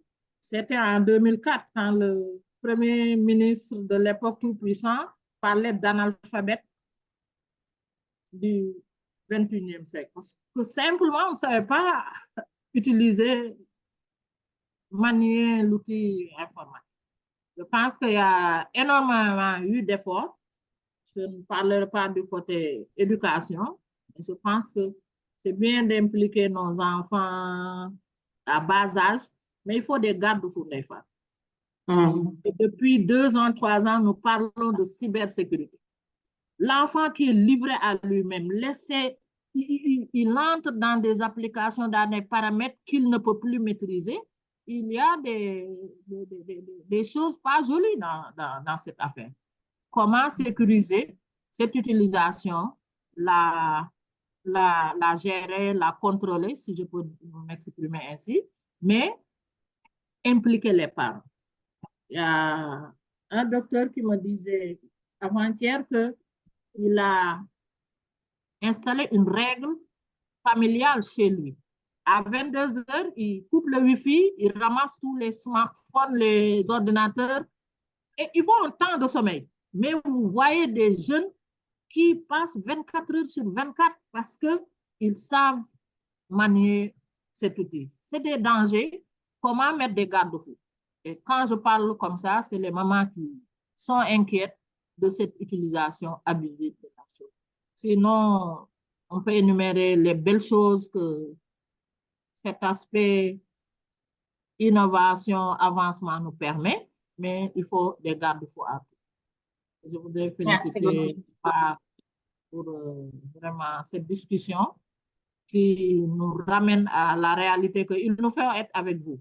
Mais vous aussi, il vous faut être avec nous. Comment avoir un link dynamique, échanger et avancer ensemble pour un développement durable. Merci, Madame Julie. Merci pour votre intervention très contributive à cette réflexion. Donc, je pense que Madame Maïmouna est revenue un peu sur la nécessité d'encadrer pour qu'il y ait une utilisation optimale et efficace de ces outils-là, surtout avec nos enfants. Donc, je vais un peu, on va essayer d'avancer un peu dans les discussions et redonner la parole à nos panélistes. D'abord, je ne sais pas si Ndefat, vous avez des choses à ajouter avant de donner la parole aux panélistes sur d'autres questions. Alors, juste féliciter les panélistes et également partager peut-être une expérience comme Madame Julie Cissé, je pense que c'est comme ça qu'elle s'appelle, la dame qui vient de passer. Madame Julie Cissé a vraiment abordé cette thématique. Aujourd'hui, nous, à IPAR, je pense qu'on avait des formations. C'est bien avant que tu arrives là. On avait initié des formations pour les jeunes et c'était destiné en fait au Collège des jeunes du CNCR. Donc, le CNCR, en fait, on sait que ça regroupe les ruraux du Sénégal. Et je me rappelle en fait que les jeunes me disaient, Ndeye Fatou, on s'attendait vraiment à voir un formateur avec, par exemple, un bac plus 8 ou bac plus 15. On était vraiment inquiets en fait quand on venait pour faire cette formation parce qu'on les a initiés sur les nouvelles technologies. Des jeunes qui ne savaient ni lire ni écrire. Ou bien des jeunes qui n'ont jamais été à l'école, aujourd'hui ont été capables d'utiliser le digital pour booster en fait leur business. Donc, ce sont des femmes, et il y avait beaucoup de femmes qui m'ont interpellée dans ce sens. Elles m'ont dit, Ndeye Fatou, moi, il y a une femme parmi elles qui s'appelait Maïmouna Kane, elle me disait, Ndeye Fatou, moi, je ne vais pas aujourd'hui à avoir plus de 2 commandes par jour. Je vendais, cette femme, en fait, son activité, elle était en train de, elle vendait, en fait, elle faisait la transformation des produits locaux, c'est-à-dire qu'elle faisait des gâteaux en mangue, des gâteaux en ditar, voilà, donc utiliser quand même des produits locaux. Elle me dit que grâce à la formation sur les nouvelles technologies, aujourd'hui, je suis passée d'une commande à 15 commandes, par exemple. Donc, elle me dit que c'est juste pour montrer en fait l'impact des nouvelles technologies, surtout dans le business de ces femmes agricultrices. Et je pense que c'est très important et c'est pourquoi j'ai pris la parole pour vraiment résumer en fait l'impact que cette formation a eu sur ces jeunes-là. Et je parle aujourd'hui de cette femme, mais il y a tant d'autres, il y a beaucoup de jeunes qui ont fait ce même témoignage-là, qui vendent aujourd'hui. Il y avait beaucoup de filières, il y avait des filières sur l'agriculture, bon, le maraîchage et également la pêche. D'autres jeunes aussi ont fait ce témoignage-là. Donc, pour juste dire que le digital, c'est vraiment important. Le digital, c'est un outil qui est magique. Et moi, la seule inquiétude que j'ai actuellement, c'est comment, en fait, on peut pousser plus de femmes. Donc, je rentre déjà sur ta deuxième session. Comment pousser beaucoup plus de femmes à s'imprégner et à aller vers les STEM. Et ce qui me vient à l'esprit, c'est le commentaire ou bien un commentaire d'un célèbre journaliste la semaine passée qui me dit, Ndeye Fatou, il faut que les femmes occupent les médias. Alors, il me dit en fait, sous un ton, femmes, occupez les médias. Alors moi, ce qui me vient à l'esprit, c'est vraiment de dire aux femmes d'occuper les STEM. Parce que si on ne le fait pas, les hommes vont le faire à notre place. Je sais qu'il y a beaucoup d'hommes ici. Je ne suis pas féministe aussi. Mais voilà, donc je voulais juste partager cette expérience-là et te redonner la parole. Merci. Merci beaucoup, Ndeye Fatou. Merci beaucoup pour cette parole, pour votre intervention qui va nous servir de transition pour aborder l'autre thématique qui est de savoir voilà, les stratégies avancées à mettre en œuvre pour qu'il y ait beaucoup plus de femmes dans les métiers de STEM. C'est vrai, chaque pays a ses spécificités. Madame Maïmouna a dit que, voilà, informé que le Sénégal était en avance par rapport à la situation des femmes dans les métiers STEM, bien vrai qu'il y a des obstacles qui font que, voilà, beaucoup d'entre elles sont bloquées dans leur carrière avec les réalités de genre qui les rattrapent. Donc, sur ce, j'aimerais interpeller Dr. Juliette, si elle nous reçoit, de nous voilà, éclairer sur l'importance et le rôle de la recherche dans la promotion des femmes dans les métiers STEM et avec aussi une démarche prospective. Quel est votre avis ou bien quelle est votre appréciation sur la situation des femmes dans les métiers STEM d'ici 10, 15 ou 20 ans, si vous nous recevez, Dr. Juliette?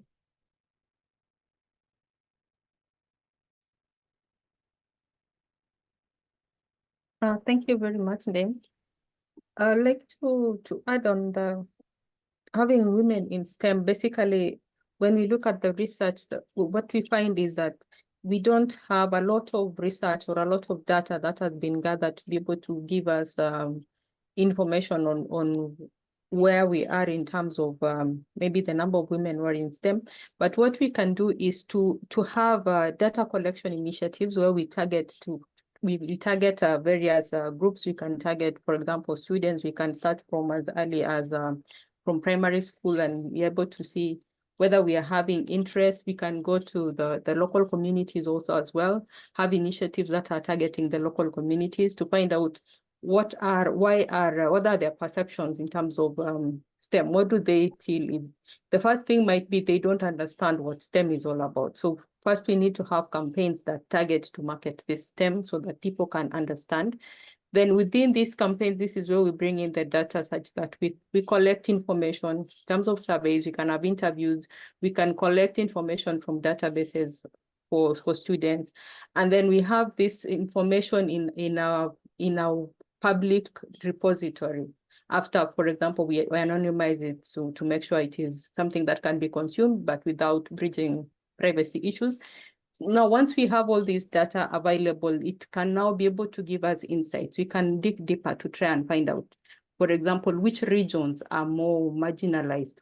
For example, like in Kenya, for example, we have the issues that are there in the urban and the issues in the rural are not the same.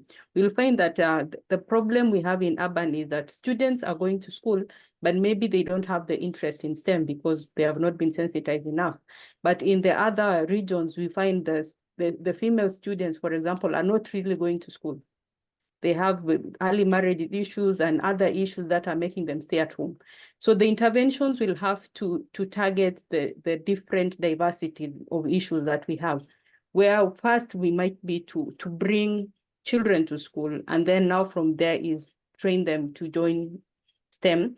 Others might be to bring in facilities, because we also have a problem of facilities, that we don't have enough facilities that can be able to facilitate the amount of skills that are required to be given to the STEM students, because in the STEM fields, it's more practical as opposed to theory. So we need enough facilities, and sometimes there's not enough funding. So some of the other strategies that we can bring on board is to have scholarships and financial support, which are specifically targeted to STEM fields, and also with a bias to the female gender, so that we can have more girls joining STEM. We can also bring in some awareness campaigns, either through media, social media, through the TV. We can start also very early in life to start removing the genderized bias that we have. For example, when we look at the kind of cartoons our children watch, the kind of books they are exposed to when they are very young, the kind of storybooks that we have, we usually see things that, for example, when they talk of a doctor, they put a male figure there. I think we need to start having, when we talk about doctor, you can have male or female, you can have a Black person or a white person. So we need to start removing, being gender neutral from very early in the life of a child so that we can be able to encourage them. Then we also have to have networking opportunities so that we can be able to connect. For example, people will understand something if it is spoken by somebody who had that experience. If we can have the female role models being engaged in mentorship programs and enabling the female students and also having male students also understand the issues that are there in STEM, it will really help to improve the kind of problems that we have.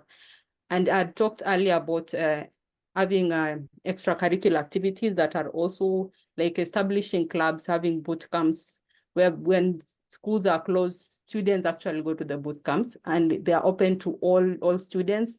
And within these boot camps, now we can bring in the STEM initiatives there. We can bring things like coding, we can bring other things that like robotics, so that students can be involved early. So even if they are not in a STEM field, they will be exposed to things that are to do with STEM, and they can diversify later on. Because you can start with a bachelor that is not STEM oriented, but still master in STEM. So those are some of the things that we can bring in, and having positive messages that are going out there to encourage people on STEM. Thank you so much.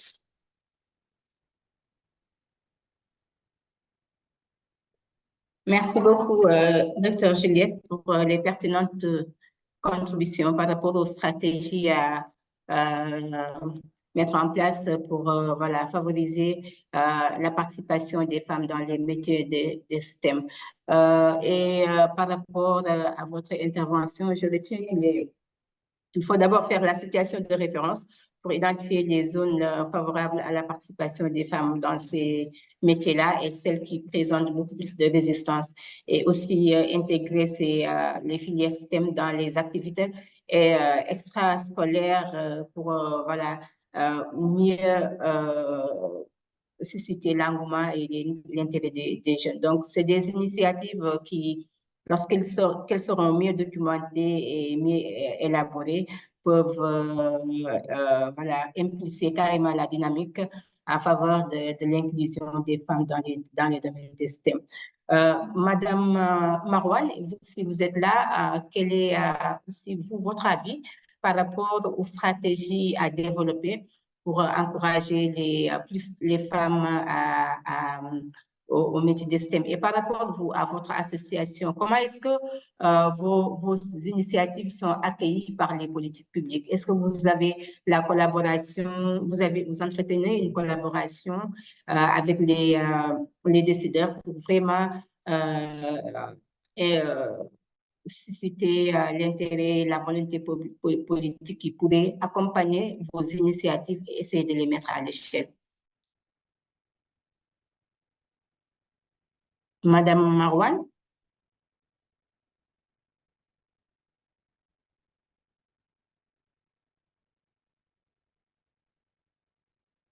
Apparemment, elle n'est pas là.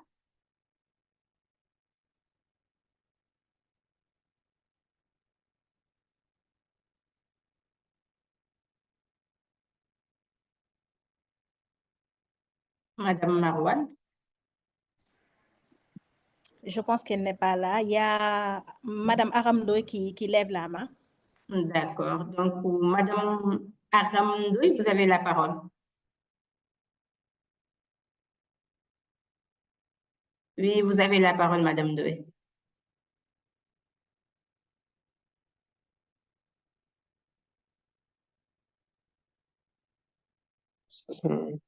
Bonjour. Bonjour. Bonjour tout le monde. Bonjour, Dr. Lefatou. Bonjour, Madame Ley. Et contente de vous retrouver dans ce panel. Je remercie les organisateurs, les parts et tout le monde. Et je crois que j'ai juste deux petits mots. Le premier, c'est qu'en fait, il faudrait constater que, de manière générale, notre système éducatif n'offre pas beaucoup de formation pour les STEM. Par exemple, si vous prenez les élèves qui quittent la classe de 3e pour aller en seconde, beaucoup d'élèves veulent faire des séries scientifiques, Mais on leur dit non, non, non, non, non. Vous n'avez pas ce niveau pour faire une série scientifique. Vous avez juste la moyenne ou bien vous avez la moyenne de 12. C'est-à-dire il y a une sélection tellement rude, même dans les écoles privées. Parce que là, c'est une expérience que j'ai vécue dans une école privée catholique. Et j'étais obligée de prendre ma fille qui voulait pas faire autre chose, qui voulait faire science, de l'amener dans une autre école au point E pour qu'elle puisse faire la classe de seconde. Donc, de façon générale, l'offre n'est pas importante. En termes de classe, déjà, il y a le fait que les séries sont dépassées par presque tout le monde actuellement. Mais autre chose, on vous refuse même de faire la série si vous voulez la faire parce que justement, les profs de mathématiques sont plus difficiles à trouver que les autres professeurs. C'est aussi simple que ça. Donc, de manière générale, il faudrait s'attaquer à cette question-là, de manière générale, pour que ce soit pour les garçons comme pour les filles. Maintenant, en dehors de cette question, quand même, par exemple, nous, à l'université, il y a l'association Senchix et d'autres associations. On constate que les femmes occupent une place prépondérante dans les STEM. Elles sont brillantes, elles sont de plus en plus nombreuses, même dans les autres disciplines, comme le droit, etc., les sciences juridiques ou autres. On constate avec beaucoup de plaisir que tout le travail qu'on avait fait il y a 15 ans, 20 ans avec le maintien des filles à l'école porte ses fruits et c'est heureux de le constater. Voilà. Donc, deuxième chose, les programmes scolaires. Là, franchement, j'ai constaté dans l'année COVID où on avait allégé les programmes, j'ai eu à présider un jury à Ngaye Mékhé, mais j'ai eu des résultats extraordinaires. Et parce que simplement, ils se sont concentrés sur l'essentiel de leur programme. Parce que dans les programmes scolaires, il y a des matières qui ne font que déranger les apprenants. Je suis désolée. C'est-à-dire, on ne sait même pas quel est le profil qui est recherché quand on passe de la série L' à L2, parce qu'on retrouve pratiquement toutes les matières. Et on vous dit là, c'est coefficient tel, là, c'est une absurdité qu'il faudrait corriger. Puisque là, on parle de rupture, on veut aller vers autre chose, il faudrait qu'on repense le système éducatif pour que les apprenants adhèrent mieux à la formation et que les résultats puissent suivre. Je vous remercie. Merci beaucoup, Madame Doy. Merci. En tout cas, vous êtes une voix autorisée quand vous abordez la problématique du système éducatif et des programmes scolaires par rapport aux questions des systèmes. Donc, si vous le dites, donc, je pense que vous êtes la personne la mieux autorisée à le dire et qui va nous amener à réfléchir sur l'approche pédagogique. Et aussi, vous avez abordé la question de la sélection, de la manière dont parfois nos écoles, nos établissements tuent la passion ou bien inhibent la vocation des élèves par rapport au métier des STEM. Donc, je pense que c'est important aussi de remettre en cause cette approche sélective qui consiste à exiger de l'élève d'avoir une moyenne tant pour pouvoir embrasser les carrières des STEM. Donc, je pense que c'est une contribution qu'on va verser dans les réflexions qui vont nous permettre d'avancer de manière à vraiment encourager et renforcer, accompagner les élèves ou bien les enfants dans les métiers de STEM. Je donne la parole à Madame Ndeye-Fatou Mboup pour partager sa réaction par rapport à les aspects qui sont émis tout à l'heure. Madame Ndeye-Fatou, vous avez la parole. Merci beaucoup, Ndeye Fatou Cissé. Donc, je pense même que notre public anglophone va penser qu'on est parents, vu qu'on a le même prénom. Alors, merci beaucoup pour vos brillantes contributions. Alors, moi, j'ai juste une petite contribution. Je veux rebondir juste à ce qui vient de se dire. surtout sur la partie où on aborde les hard skills. Parce que depuis tout à l'heure, en fait, on est en train de parler des techniques, mais je pense qu'il y a quelque chose qui est encore beaucoup plus important à mettre en œuvre et ce sont les soft skills, c'est-à-dire tout ce qui touche en fait au développement personnel de la jeune femme, tout ce qui touche en fait à cette passion-là. Parce que je vais reprendre, j'ai l'habitude, j'adore cette citation de Steve Jobs et je vais la reprendre. Donc, il dit que your work is going to fill a large part of your life. The only way to be truly satisfied is to do what you believe is great work. And the only way to do great work is to do what you love. If you don't find it yet, keep looking, don't settle. As with all matters of the heart, you will know when you find it. C'est-à-dire que dans cette citation-là, en fait, il est en train de mettre en avant ce qu'on appelle la passion. Quand on fait quelque chose et qu'on n'a pas la passion de faire ça, en fait, on ne va jamais loin. La passion, en fait, c'est cette chose qui nous retient. Quand tout le monde part, moi, j'ai la passion de faire du codage. Quand tout le monde est bloqué, tout le monde dit j'abandonne. Moi, j'abandonne pas parce que j'ai cette passion-là.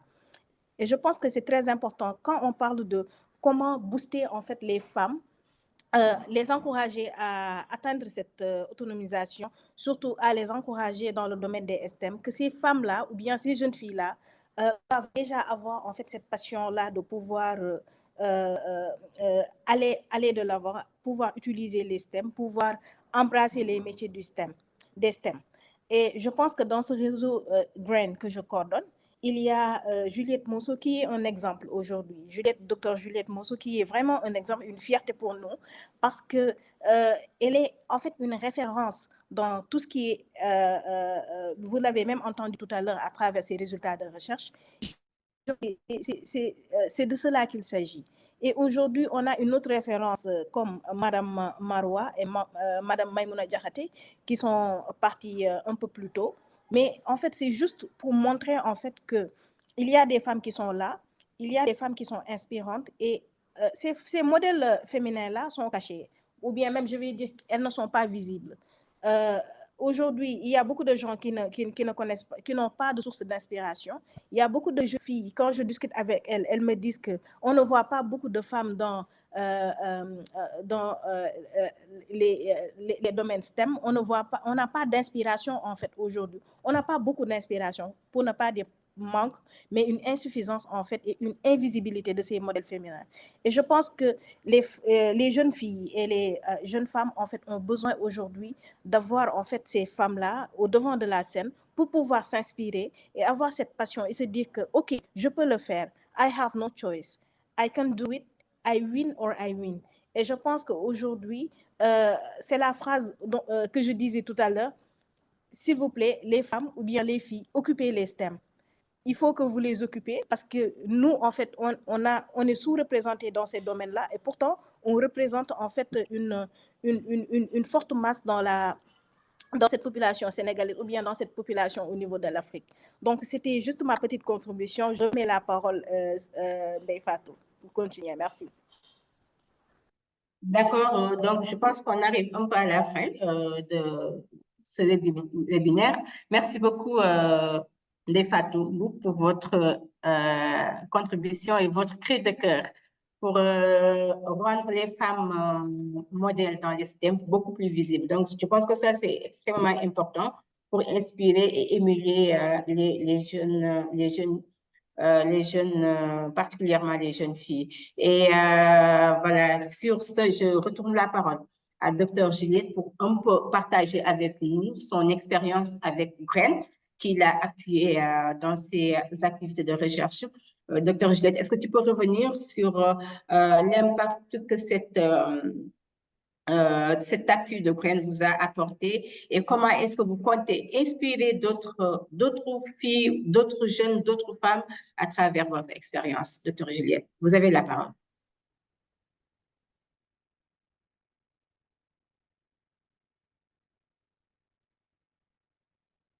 Thank you so much, Dame. What I want to say is GRAIN has given me a great opportunity to be able to actually go out there and speak about STEM because my passion is really on STEM, on trying to bring in the female students into STEM. And they have, with the funding that they've given us, and they've given us so many opportunities where we can be able to voice our work, to be able to give to explain what we are doing.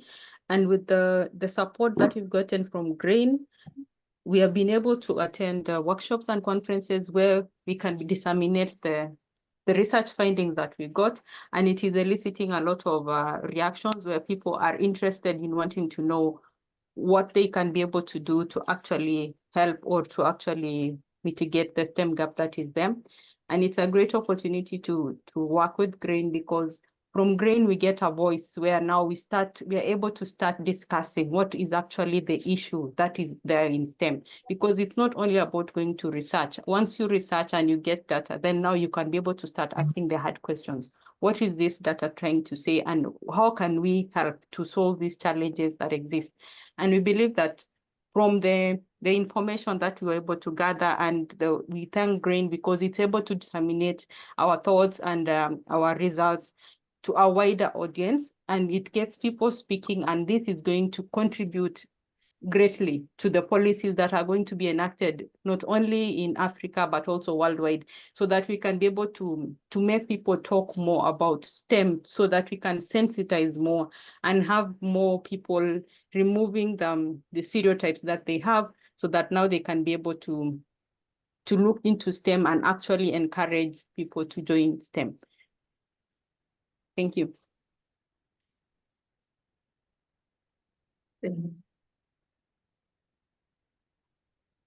C'est nous qui vous remercions, Dr. Juliette, et nous réitérons nos félicitations et nos encouragements. Et comme l'a dit tout à l'heure Ndeye Fatou, il faut célébrer les modèles de femmes qui réussissent dans les STEM. Donc, je pense, avant de clôturer, je tenais voilà, à faire un peu la synthèse des différentes contributions et voilà, les observations qui ont été faites à la suite des interventions de nos brillants panélistes. D'abord, notre gratitude et notre reconnaissance aux panélistes qui ont vraiment voilà, informé de la situation des femmes dans les STEM, les défis, les obstacles auxquels nous faisons face. Et par rapport à toutes ces contributions, on a reconnu la faible présence des femmes dans le marché du travail, particulièrement dans les domaines STEM, qui offrent beaucoup d'opportunités, mais malheureusement, les femmes ne sont pas présentes dans le marché du travail, et du coup, elles ratent toutes ces opportunités. D'où donc l'importance vraiment de travailler en amont pour l'autonomisation de manière générale des femmes, leur inclusion économique, qui est une étape à franchir pour les promouvoir dans les domaines des STEM. Et aussi, on a soulevé par rapport aux obstacles et aux défis qui s'adressent, il faudra vraiment réfléchir sur des stratégies et des astuces qui permettent d'adapter les programmes des STEM par rapport aux réalités des genres. Et sur ça, je pense que Mme Marouane a partagé ses expériences et ses initiatives qui permettent aux femmes qui ne sont pas inscrites à l'école, aux femmes qui allaitent, aux femmes qui sont en état de grossesse, de pouvoir vraiment voilà, s'affranchir de ces obstacles-là et de continuer leur carrière dans les STEM. Et donc, je pense que c'est des modèles et des initiatives à mettre à l'échelle pour permettre aux femmes, quel que soit leur statut, quelle que soit leur situation socio-économique, de faire carrière dans les domaines des STEM. On a aussi parlé du leadership des femmes dans les STEM, pas partout, mais particulièrement au Sénégal, malgré les réalités de genre qui parfois peuvent être des freins dans la poursuite des carrières des femmes dans les métiers de STEM. Il y a aussi Mme Maïmounolo qui a soulevé un aspect très important par rapport à l'équilibre qu'il faudra observer pour ne pas reproduire les mêmes inégalités de genre, en intéressant aussi les jeunes garçons à s'intéresser au métier de STEM, parce que comme elle l'a dit, dans les zones rurales, on observe que beaucoup les filles vraiment constituent la majorité et donc il faudra un peu corriger parfois ces déséquilibres pour permettre à tous et à toutes voilà, de réussir dans les métiers de STEM. Et il y a un autre plaidoyer aussi qui a été fait pour que voilà, le ciblage se fasse de manière à ce qu'il y ait moins d'exclusion. Parce qu'on pense que la plupart du temps, les métiers de STEM sont exclusivement réservés aux personnes qui sont douées dans les filières de la science. Et tel peut ne pas être le cas. Il y a Mme Maïmouna qui a donné son exemple, qui a fait une formation littéraire, qui a fait un parcours professionnel littéraire, ce qui ne l'a pas empêché de s'intéresser au domaine des STEC. Et voilà, en plus de réussir, elle encourage, elle appuie, elle accompagne d'autres femmes à s'en sortir. Donc, il y a ce plaidoyer qui a été fait. Et l'intérêt aussi d'introduire les questions des STEM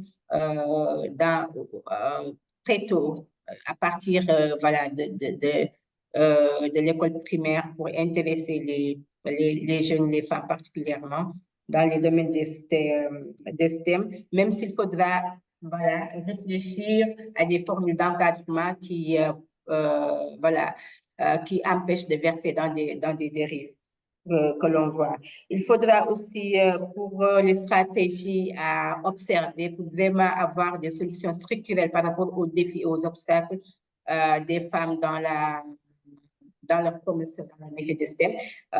Il faut, ça c'est Dr Juliette qui m'a inspiré ça, il faudra faire la situation de référence de manière complète pour pouvoir identifier voilà, les opportunités, les défis et aussi réfléchir sur des astuces parfois moins formelles. Elle en a parlé des activités extrascolaires où on met au devant les activités relatives au STEM.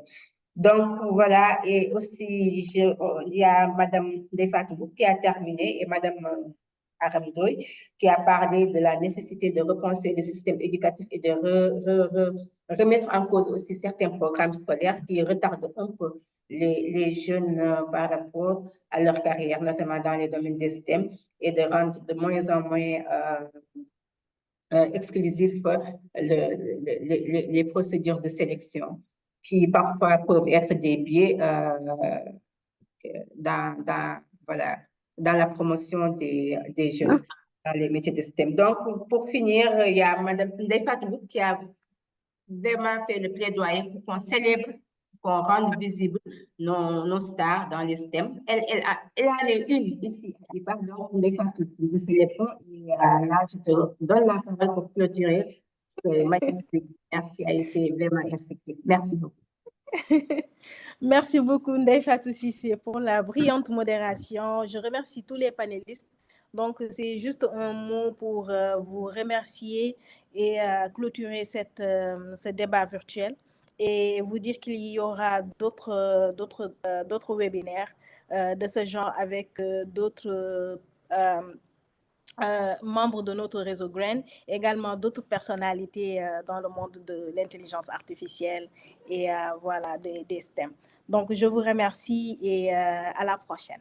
Merci. Merci. Allez, au revoir. Merci à tout le monde. Au revoir.